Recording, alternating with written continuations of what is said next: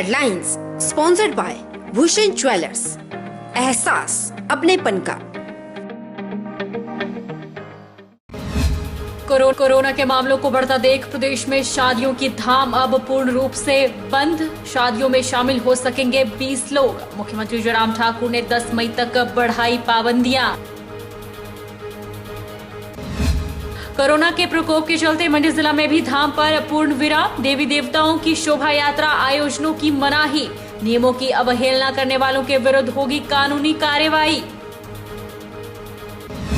सोलन बिजली विभाग के सब स्टेशन के साथ लगी आग बुझाने वाले यंत्र बने सफेद हाथी। अग्निशमन विभाग ने बुझाई आग।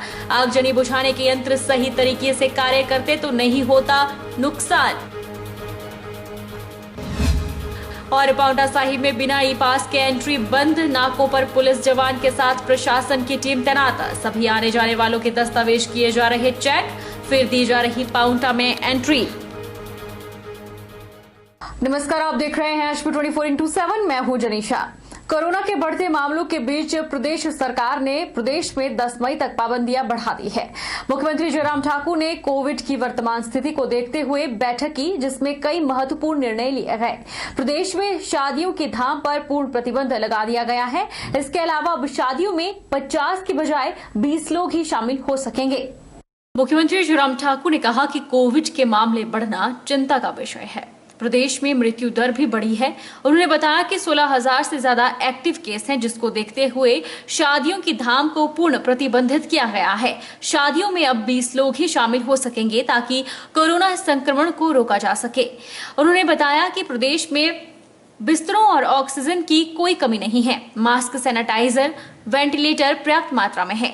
मामले को देखते हुए प्राइवेट हॉस्पिटल भी लेने का निर्णय लिया गया है। कांगड़ा में सिटी हॉस्पिटल, विवेकानंद, अपोलो और बालाजी हॉस्पिटल लेने का निर्णय हुआ है। आयुर्वेद कॉलेज पपरोला की 200 बेड्स की व्यवस्था की जाएगी। इसके अलावा परौर में राधा स्वामी सत्संग में 200 बेड्स का प्रबंध किया जाएगा। शिमला में आयुर्वेद हॉस्पिटल के 50 बेड्स और IGMC में न्यू OPD में भी बेड्स की व्यवस्था की जाएगी। मुख्यमंत्री ने कहा कि 5,000 D टाइप और 3,000 B टाइप सिलेंडर का आग्रह किया गया है। उन्होंने कहा कि टेस्टिंग को बढ़ाने की दिशा में कदम उठाए जाएंगे। कोविड ड्यूटी पर तैनात डॉक्टर्स को इंसेंटिव भी दिया जाएगा। कोरोना संक्रमण की दूसरी लहर के बढ़ते प्रकोप के मद्देनजर मंडी जिला में भी धाम और सामूहिक भोज के आयोजनों पर पूरी तरह रोक लगाई गई है। उपायुक्त ऋग्वेद ठाकुर ने लोगों से कोविड अनुरूप व्यवहार करने और समाज के प्रति अपनी जिम्मेदारी का ठीक से निर्वहन करने का आग्रह किया। उपायुक्त मंडी ऋग्वेद ठाकुर ने कहा कि 1 मई से शादी ब्याह या अन्य सामाजिक कार्यक्रमों में धाम और सामूहिक भोज के आयोजनों की मनाही रहेगी। इसके अलावा जिला में देवी देवताओं की शोभा यात्राओं के आयोजनों को 28 अप्रैल शाम से ही पूरी तरह से प्रतिबंधित किया गया है। इसे लेकर आदेश जारी किए जा चुके हैं। उन्होंने कहा कि कई जगह देखा गया है कि प्रशासनिक उड़न दस्तों को शादी आयोजनों के औचक निरीक्षण में एक समय में तो 50 ही लोग मिले, लेकिन वहां खाना 500 से 1,000 लोगों का बनता हुआ पाया गया। इससे अंदाजा लगाया जा सकता है कि लोग अलग अलग समय पर वहां आकर इकट्ठा हो रहे थे। इस प्रकार के एकत्रण से संक्रमण फैलने का खतरा बहुत बढ़ जाता है, इसलिए ऐसे आयोजनों पर पाबंदी जरूरी थी। उन्होंने जिला में अपने घरों या धार्मिक स्थानों में भी ऐसे पूजा पाठ या भंडारे के आयोजनों को प्रतिबंधित किया गया है। अवहेलना करने वालों के विरुद्ध कानूनी कार्रवाई अमल में लाई जाएगी। जिला मंडी में कोविड के केसेस को देखते हुए हमने ये फैसला लिया है कि 1 मई से किसी भी प्रकार का धाम या कम्युनिटी ईटिंग का आयोजन जिला मंडी में नहीं होगा। इसके लिए हमने 144 के ऑर्डर्स निकाले हैं और उसमें पुलिस एक्ट का भी हमने हवाला दिया है। तो जो भी इसको वायलेट करेगा उनके खिलाफ कानूनी कार्रवाई अमल में लाई जाएगी। फाइन भी उसका प्रावधान जो पुलिस एक्ट में है वो भी इम्प्लीमेंट किया जाएगा। साथ ही साथ देवताओं के साथ जो शोभा यात्रा चलती है उस पर भी हमने तुरंत प्रभाव से प्रतिबंध लगाया है। क्योंकि बहुत सारे लोग हम देख रहे थे ग्रामीण क्षेत्र में मूवमेंट काफ़ी हो रही थी और उसके साथ साथ ही भोज का भी आयोजन हो रहा था उसके साथ, जो कि इस कोविड के दौर में अच्छी बात नहीं है। और उसे संक्रमण फैलने का हमेशा ही खतरा रहता है। तो ये दो विशेष कदम जो है हमने जिला मंडी में उठाए हैं और मुझे पूरा विश्वास है कि इसके साथ जो स्टेट के जो डायरेक्शंस हैं उसको भी पूरी तरीके से इम्प्लीमेंट किया जा रहा है। पर ये एडिशनल चीज़ें हमें लगी कि जिला मंडी में हमें लगाने की आवश्यकता है, क्योंकि केसेस का प्रमाण जो है वो धीरे धीरे बढ़ रहा है और आने वाले दिनों में अगर इस तरह से शादियों का आयोजन होता रहा तो और ज़्यादा केसेस जो है हमारे पास बढ़ सकते हैं। उपायुक्त मंत्री ऋग्वेद ठाकुर ने कहा कि 18 से 44 साल के आयु वर्ग के टीकाकरण के लिए जिला में कोरोना वैक्सीन उपलब्ध होते ही जनता को सूचना दी जाएगी। इसके बाद 18 से 44 के लिए विशेष टीकाकरण सत्र लगाए जाएंगे। उन्होंने लोगों से आग्रह किया कि वे कोविन पोर्टल या आरोग्य सेतु ऐप से स्व पंजीकरण करके रखें। फिलहाल जो वैक्सीनेशन के डोसेज हमारे पास उपलब्ध हुए हैं जिला मंडी में या पूरे हिमाचल में, वो 45 वर्ष से ऊपर के लोगों के डोसेज अभी तक उपलब्ध हुए हैं। तो वो वैक्सीनेशन हमारी वैसे चलती रही है। 1 तारीख से जो बात की है उसमें मेरा लोगों से आग्रह रहेगा कि वो अपना रजिस्ट्रेशन जो कोविन पोर्टल है उस पर करें। वैक्सीन जैसे उपलब्ध हो पाएगी ज़िले में, स्टेट में, क्योंकि उसके ऑर्डर्स अभी प्लेस किए हैं, जैसी वैक्सीन उपलब्ध हो पाएगी वैसी सूचना जो है वो पब्लिक को हम दे देंगे। और उसके बाद सेशंस स्पेसिफिकली क्रिएट किए जाएंगे 18 से 44 वर्ष के बीच में जो लोग हैं उनके लिए, और उस सेशन पे अपना नाम वो बुक करें, उसी के बाद वहाँ पर आए।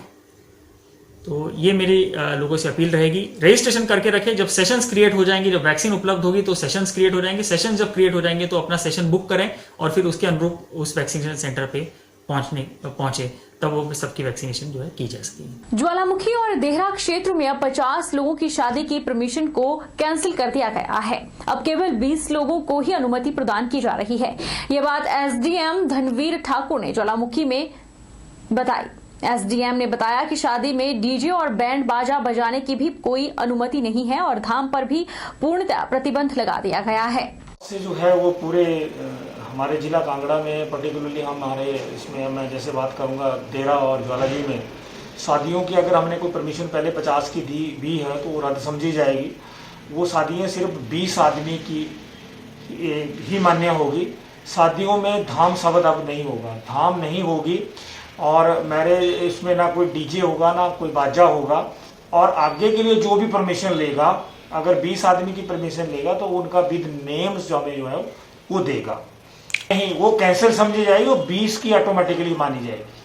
मुख्य चिकित्सा अधिकारी डॉक्टर राजन उप्पल ने जानकारी देते हुए बताया कि किन्हीं कारणों से 1 मई से 18 से 44 वर्ष तक के युवाओं को वैक्सीन नहीं लगेगी, जिसके चलते कोई भी घबराए नहीं। जैसे ही वैक्सीन आएगी वैसे ही इस प्रक्रिया को आरंभ कर दिया जाएगा।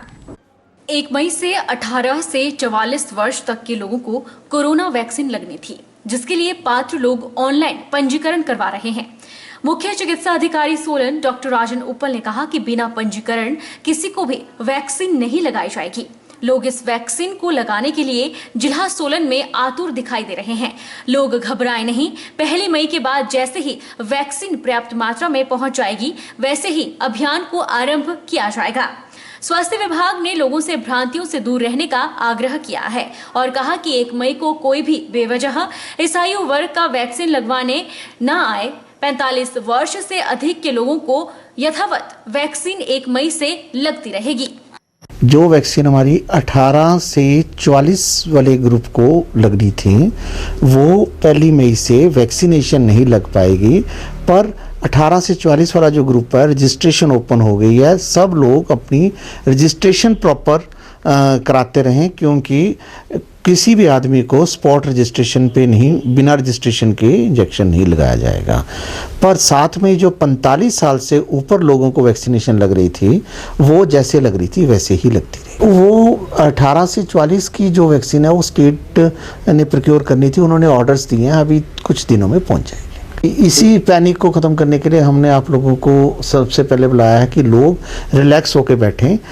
4-5 दिन जो भी लगेंगे एक्स्ट्रा, पर अगर रजिस्टर्ड नहीं होंगे तब नहीं होंगे, तो अपना रजिस्ट्रेशन आप प्रॉपर कराते हैं। अतिरिक्त जिला दंडाधिकारी श्रवण मांझा ने कहा कि कोरोना की दूसरी लहर में काफी लोग संक्रमित हो रहे हैं। ऐसे में ऑक्सीजन की डिमांड भी बढ़ रही है। समाज में अफवाह फैल रही है कि सिलेंडरों को घरों में रखना शुरू कर दिया गया है। यह देखते हुए प्रशासन ने आदेश जारी किए हैं कि उद्योग, ट्रेडर, प्राइवेट अस्पताल और वे लोग जिन्होंने सिलेंडर का स्टॉक अपने घरों में रखा है उन्हें 24 घंटे में ऑक्सीजन सिलेंडर स्टॉक की जानकारी जिला प्रशासन को देनी होगी। जिस तरह देश में कोविड की दूसरी लहर चली है और इसमें काफ़ी ज़्यादा जो है कोविड पॉजिटिव जो लोग हैं उसमें इजाफा संख्या में हो रहा है और हॉस्पिटलाइजेशन भी काफ़ी लोगों का हो रहा है और ऑक्सीजन को लेके जो है काफ़ी डिमांड जो है अब देखने को मिल रही है, क्योंकि जो ऑक्सीजन पे हमारे पेशेंट्स हैं, काफ़ी सारे पेशेंट्स को ऑक्सीजन पे रखा जा रहा है। एक ऐसा जो है समाज में एक इस तरह से एक मैसेज फैला है कि सभी लोगों ने जो है ऑक्सीजन के सिलेंडर्स को जो है अपने घरों में भी रखना शुरू कर दिया है और कई ऐसे प्राइवेट हॉस्पिटल्स और कुछ इंडस्ट्रीज़ है जिनके पास स्टॉक ऑलरेडी ऑक्सीजन सिलेंडर्स का पड़ा हुआ है।